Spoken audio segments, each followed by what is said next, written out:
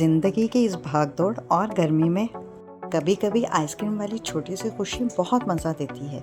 तेज़ गर्मी और बिज़ी ज़िंदगी में फैमिली के साथ आइसक्रीम का मज़ा ही कुछ और होता है। कभी कभी ज़िंदगी को सिर्फ एक आइसक्रीम और अपनों का साथ खूबसूरत बना देता है। और फिर हम पहुंच गए अपनी फेवरेट आइसक्रीम प्लेस। थोड़ी सी ठंडक और थोड़ा सा फैमिली टाइम, गर्मी से बचने का बेस्ट प्लान मिल गया। फैमिली के साथ ऐसी छोटी छोटी आउटिंग यादगार बन जाती हैं। कभी कभी खुशियाँ बहुत सिंपल जगहों में मिल जाती हैं और असली मज़ा तब आता है जब सब अपने साथ हों। बिज़ी दिन के बाद ऐसी इवनिंग दिल को सुकून देती है। वॉल्स पर बनी यम्मी आइसक्रीम पिक्चर्स देखकर ही मूड फ्रेश हो गया। आइसक्रीम लवर्स के लिए ये जगह किसी ड्रीम से कम नहीं। और अब शुरू हुआ सबसे मुश्किल तरीन काम, यानी आइसक्रीम चूज़ करना। इतने सारे फ्लेवर्स थे कि बच्चे कंफ्यूज हो गए। हर किसी को अपनी फेवरेट आइसक्रीम चाहिए थी। मेन्यू देखकर ही सब एक्साइटेड हो गए। अब देखते हैं किसकी चॉइस सबसे बेस्ट है। आइसक्रीम चूज़ करते वक्त एक्साइटमेंट अलग लेवल की होती है।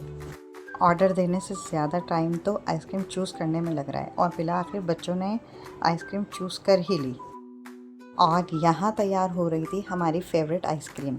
आइसक्रीम बंदे देखकर बच्चों की एक्साइटमेंट और भी बढ़ गई। फ्रेश आइसक्रीम की खुशबू ही मूड को बहुत फ्रेश कर रही थी। बस अब इंतज़ार था अपनी फेवरेट आइसक्रीम का।